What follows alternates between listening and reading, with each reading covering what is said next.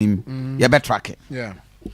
And we are not just tracking, but we are tracking with records. Yeah. Compare with imperative evidence. Projecting Niyama Hodwa a woman in Yenim. The NDC did it in 2016. In fact, Kofi Asante, I was the only journalist in the region. I took time to digest it and interrogate the NDC Green Book. Yeah. It would be unfair on my part as a journalist. At this time round, same people for the track aba. Na yansu yenkum, yebe kumpa. Every tracker, but is the problem I'm a war when people do a tracker and is a too vague. Kofi. A too vague because what provided agenda 111.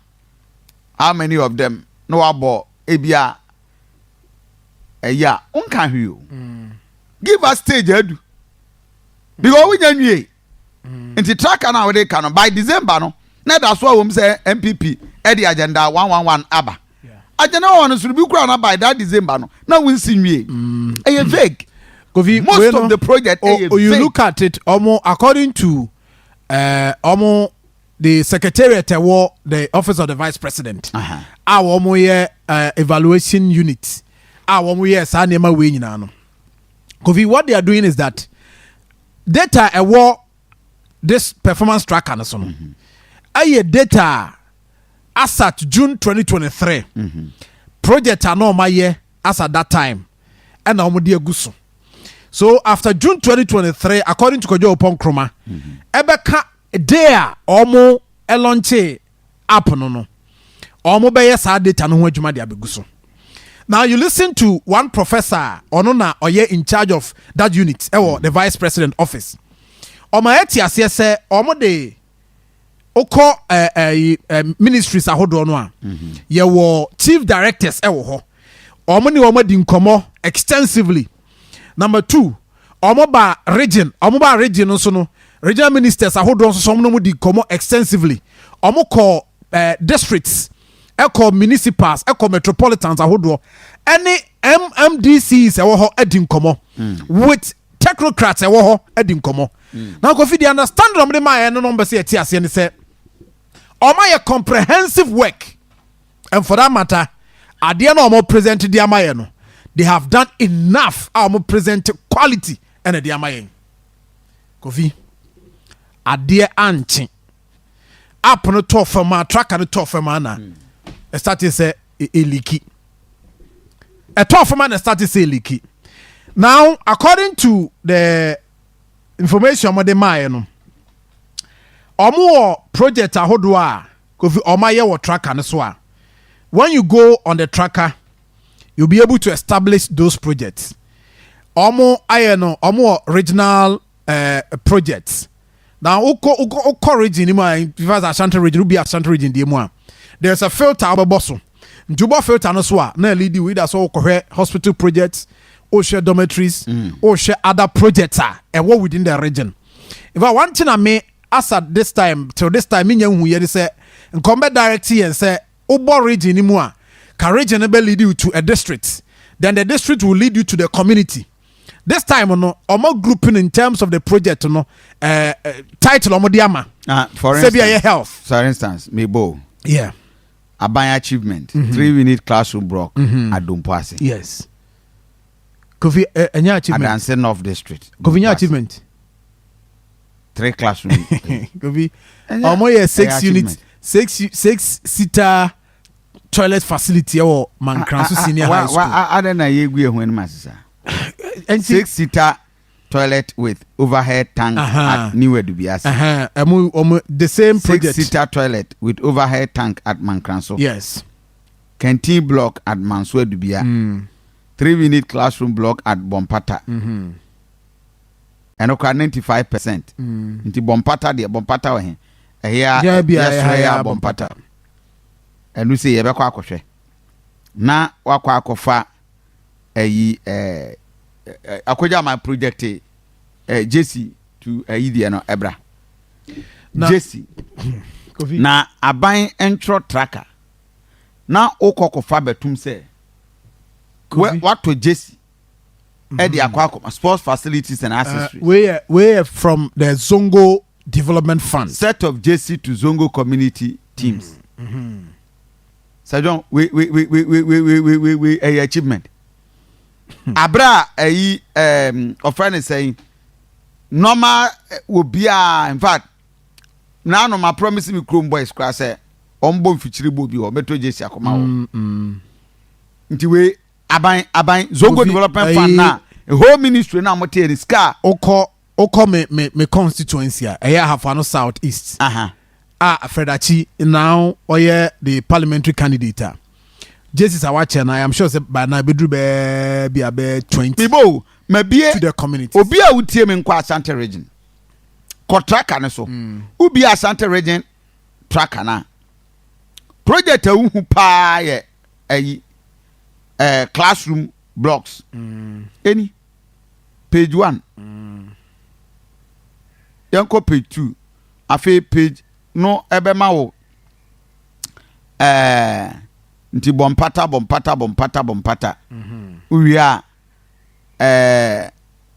agenda 111 o say we no ye hen 44% and I work from we eno ye nyina hini de Ashanti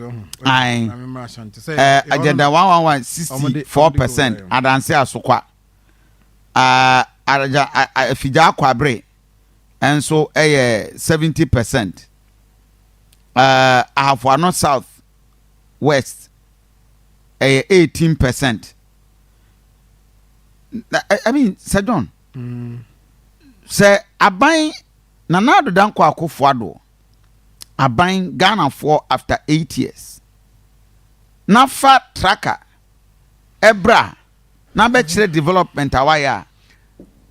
Unim say toilet 3 classroom block na 3 classroom block any aban adwuma ye kan sere aban se omna be sisi ma ye ne a enya assembly members ne unit committees the CCC classroom blocks enya this is assembly project classroom blocks. So Kofi, what they are trying to tell us is I don't get it. Into we picture na okoja ma betima boy we dey Bishop Herman there omo ka so ma wie Kofi Bishop Herman College work Pandu. Omoka said no omawie as a 2022. You see the ma ade na e course no. You see ye no bia ya na ehwedin a ye ka say aban no e bia onye serious ne say Kofi. Wo so why data. Data no as at June 2023 data na ade ama you. There is a project wo so wawie no the year 2022. Now who upload this project no ewo tracker no so e ka chese wo wie as at 2022 na even in the year 2024 sa project no yemfa provision of IT and office equipment to Konongo post office. I mean no are we the dear na so kire I don't get it. Who can obi 2 hours as na we auntie we NPP ni na wa ban me born achievement wa bobo provision of IT and office equipment to Konongo post office na the post office ni padu nyo obo na ba ye kra wa ma post office ay attractive wo me na wo mo export niema ay delivery ko UK ni abrochire ni ade a obo me ame obo ya watimi ama post office ay attractive and the post office Kofi I na computer back say ebia na Kofi ye sofu yi why ebia na o society awo no ana wo de nya new society ye me society ebia na ho no one here DC bi ma cement bia 2 bags one here information about because you see the fear is that from last year June till this time no sa data na ma it is within the period no Kofi ko je 3 bags of cement and ko boa wa sori dan a one here you be capture but obi am bi and you see obi am bi Dr. Mahmoud Baumia adibi ho ahụ even though Mampani Adodankwa Akufo-Addo the president or the vice president.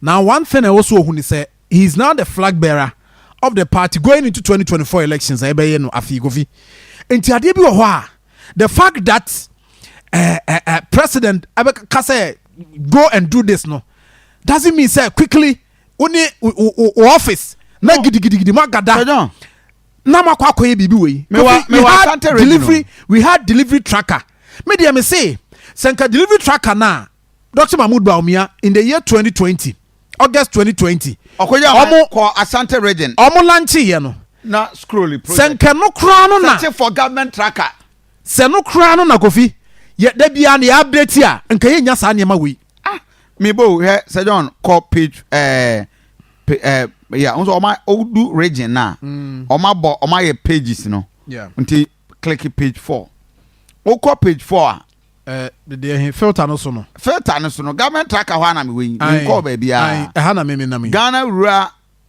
so fa filter we na filter na wo so no me wo we so the tracker we okay I don't know you see the issue is that go for the call or the body and so on the filter be at to top one fa click so select project type who's the what's wrong select project type the be boa on say Ashanti region oma categorizing say okay aquaculture administration block agenda 111 airports okay ambulance okay assembly block astroturf borehole bus terminal yanko astroturf bus terminal no okay yanko astroturf okay and you astroturf park with ancillary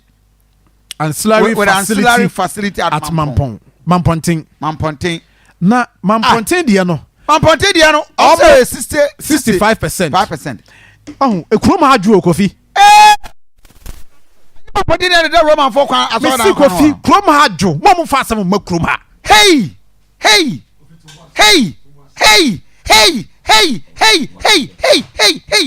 o meleme ibudu oni enere kichiche che Mamponting Mamponting me pacho 0244718161 mon fa mo message mreme hwe Sedon enya Mamponting ye bie phone lines na no da enkebi no mo fa ka abakura abakontokwa no 65% do mo ka no hey omo person mo kire se Mamponting how can this be possible asemu ni krom ha Kofi krom ha adwo makoma as we speak Mamponting for Sedon makoma mama minsuo dabi we dia dabi mama made nom Sedon mama bibi nom Sedon mama bibi nom